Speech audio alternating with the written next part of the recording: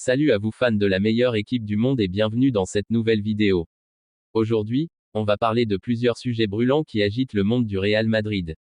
On va discuter des rumeurs de transfert, des matchs décisifs à venir, et bien sûr, de notre superstar Kylian Mbappé.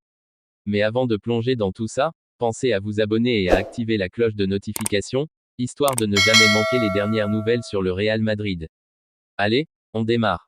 Florentino Pérez serait en train de fondre sur un défenseur central d'exception, Alessandro Bastoni d'Inter Milan. Ce jeune Italien de 26 ans a pris une énorme dimension cette saison. Ses performances en Serie A et en Ligue des Champions, notamment lors du semi-finale contre Barcelone, ont mis tout le monde d'accord. D'ailleurs, selon des sources proches du club, Pérez aurait spécifiquement observé le match en question pour voir si Bastoni avait le niveau pour rejoindre le Real. Et apparemment, il n'a pas été déçu, loin de là. Pour ceux qui ne le connaissent pas encore, Bastoni n'est pas qu'un simple défenseur. C'est un joueur moderne, capable de défendre tout en apportant de la fluidité à la relance. Un vrai chef d'orchestre derrière, avec 5 passes décisives et un but cette saison. Ce genre de profil pourrait faire du bien à la défense de Madrid, qui a montré des signes de faiblesse cette saison, particulièrement lors des grands matchs. Mais attention, ça ne va pas être facile de convaincre Inter Milan de lâcher leur star. Leur prix de départ, 85 millions d'euros. Vous en pensez quoi? Est-ce que cela vaut le coup? Dites-le moi dans les commentaires. Vous voyez Bastoni dans notre défense aux côtés de Militao et Rudiger. Ça pourrait envoyer du lourd, non?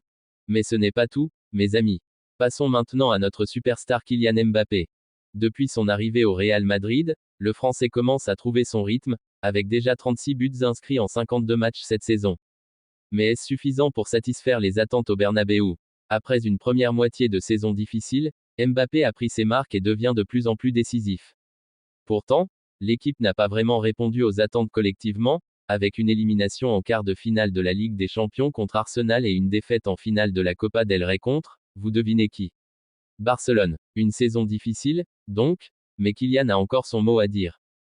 Cependant, les récentes déclarations de Gianluigi Donnarumma, son ancien coéquipier au PSG, ajoutent un peu de piquant à l'histoire.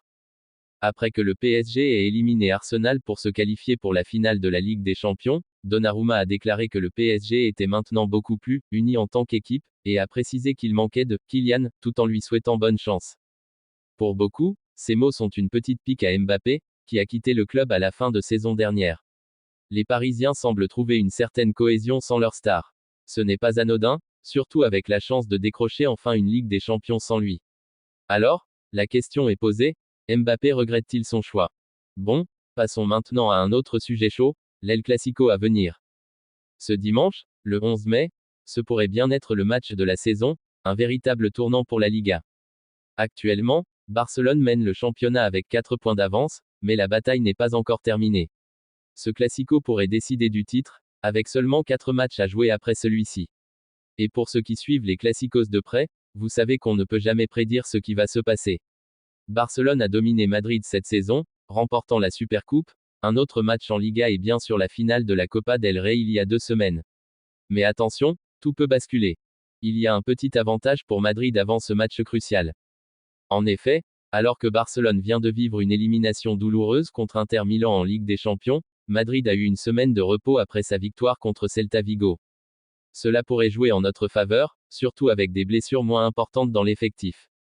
Bien sûr, Madrid devra composer sans Ferland Mendy, Eduardo Camavinga, dont la saison est terminée, et Antonio Rudiger, en convalescence après une opération du genou. Mais la bonne nouvelle, c'est le retour de Rodrigo, qui a retrouvé l'entraînement et pourrait être titulaire ce dimanche. Du côté de Barcelone, plusieurs joueurs sont incertains, notamment Robert Lewandowski, qui n'a pas commencé un match depuis 3 semaines, et Alejandro Balde, qui est encore loin de la forme après sa blessure à la cuisse.